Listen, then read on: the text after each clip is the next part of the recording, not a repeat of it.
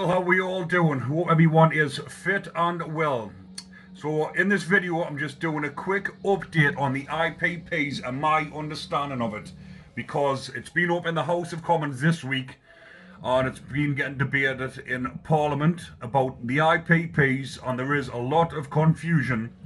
But I'm going to give a little debate, or I'm going to upload a video of a debate at the end of this. I'll also upload a letter that has been distributed to a few people from the probation service. I haven't actually been given one of these myself yet. And on the Ungrip group and the IPP pages, I've been getting bits of information from there. But everything that's happening at the minute with the IPPs has only been proposed. But I'm assuming that because it's been proposed and it's going through some procedures at the minute, it has to get, once it gets passed through Parliament, it has to get the royal assent. And apparently this isn't going to come into force properly until June next year, which is what, another 6 months from now. But this is what is happening with the IPPs with the license. Nothing is happening at the minute with the ones that are still in prison. Nothing is changing for these lads and lasses yet. Hopefully something will soon. But what is happening with the IPPs in the community is instead of waiting 10 years to apply to have your license removed, it's getting put down to 3 years. But this is what has been proposed. I'm assuming it will definitely get passed, but it's going to get passed down. It's going to get put down to 3 years instead of 10.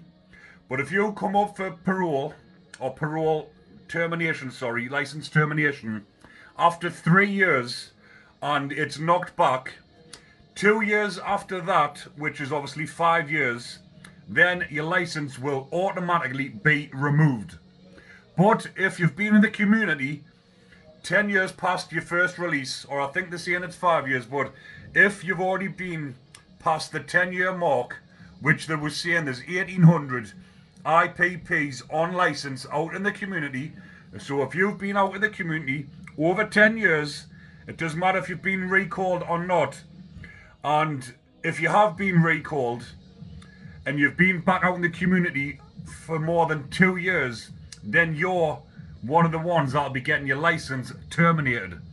Now, there is loads of confusion. I've been confused about it myself, thinking whether this applies to me or not. But I was released in 2010, got recalled in 2019. I've been back in the community for 3 years now with no trouble whatsoever. So that's, I fall into that category, the one where the license will be terminated. So just to clear up any confusion, because a lot of people, a lot of IPPs out here and the families are confused, are feeling anxious, and they're not knowing what is going on. So just breaking that down again, the license is getting moved from 10 years down to 3 years. 3 years, then you can have a parole hearing for termination of license. If it's unsuccessful, then a further 2 years in the community without a recall, which is called the sunset clause. Then you will have your license terminated automatically. But excuse me, but I'll put up a little letter at the end of this, what I found or got sent off somebody else. And I'll also put a video on, I think it's Sir Bob Neal in the House of Commons debating the IPP. So hopefully that'll clarify a few things, but I will be doing loads of more videos soon on the IPPs. So stay tuned to my channel. And I'm doing an exclusive video on an IPP prisoner who's in HMP Garth, and I'm getting plenty of information on him because I want everyone to hear his story. I want to highlight what's going on with him. He's 14 years past tariff. He's still inside, and they won't release him just yet. He's been self-harming, and now that he's self-harming, they're calling it an act of violence, and this is the reason why they're now keeping him in prison. He's no longer a danger to the public, but he's a danger to himself because he's self-harming, but he's self-harming because of the IPP. He wasn't suffering mental health initially, but because he can't get released, his mental health has deteriorated, so now they're keeping him in prison because of his mental health. So where does all this, how can they justify that? But hopefully soon something will be happening for the ones trapped inside a prison still. But like I say, keep an eye out on my channel. I'll be uploading his story in the next couple of weeks. Hope you all enjoy the content, people.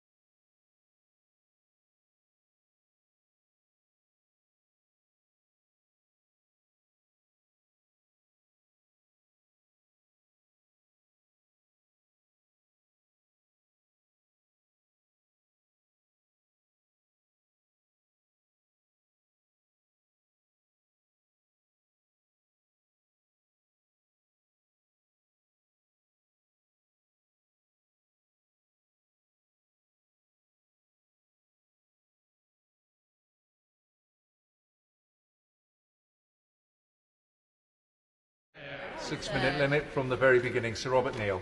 Thank you, Mr Deputy Speaker.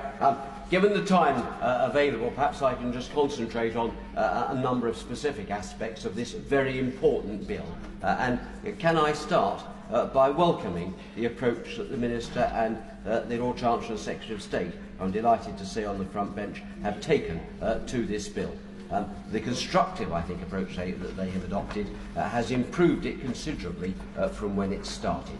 And I'm particularly grateful to them for having taken on board, in a large number of aspects, reports of the Justice Committee.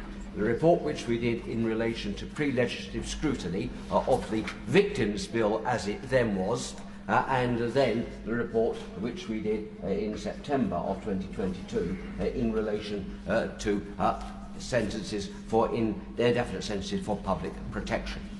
They have moved, and I very much welcome that. And can I say I particularly appreciate that the efforts that the Lord Chancellor personally has made to engage with me and with members of my committee in relation to this. It is worth saying that the situation within sentences of indefinite sentences for public protection, IPP sentences, remain a blot on the justice system. That's not my words. It's the words, dare I say it, of my right honourable and learned friend, the Lord Chancellor. We want to try and remove as much as possible that blot. The history is one where we need not rehearse it now. Whatever the intentions, this was a scheme that was set up, did not have the desired effect, had the effect indeed of creating real injustice to such an extent that this House, with cross-party support, abolished those sentences as long ago as 2012. What we didn't do was remove those sentences retrospectively. And so we have a situation now where already there are still some 2,600 people inside prison with indefinite sentences on a sentence which we think, as a House, is not appropriate, does not work, which the noble Lord Blunkett, in another place, the author of the scheme, said, "I got it wrong. We need to put it right." Against that honesty from the author of the scheme, I hope perhaps this House will reflect still that we ought to grasp the net on this.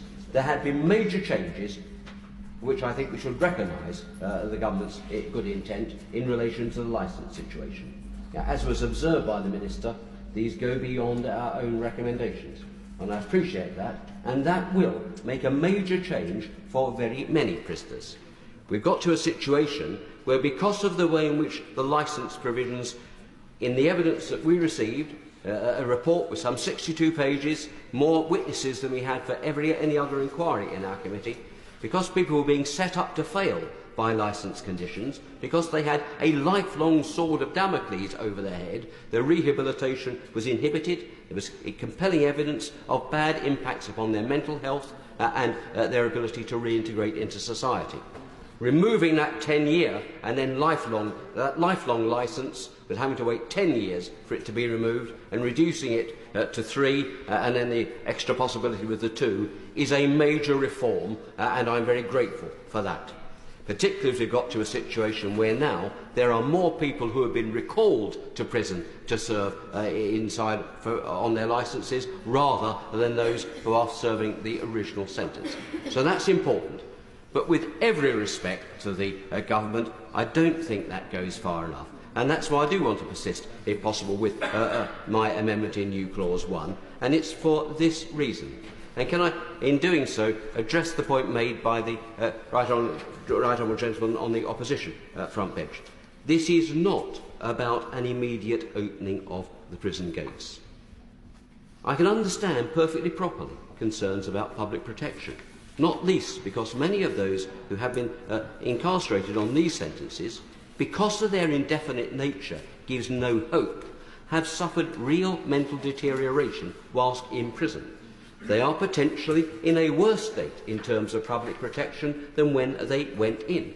So it will be unfair and unrealistic to pretend that New Clause 1 would lead to the immediate release of every person in this situation. What it does, it's much more considered and modest than that, is it sets to set up a process whereby an independent panel would advise on how best to embark upon a resentencing exercise. That is an unusual thing, but the existence of the IPP sentences retrospectively and without any change is an unusual thing too. It was recommended to us as the logical option by the noble Lord Thomas of Congleath, a former Lord Chief Justice.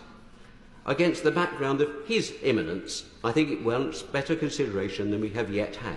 And if it's not supported here tonight, I very much hope that the other House will look at this again and that the government will continue to engage with them around this, because it would not lead to an immediate release of anybody.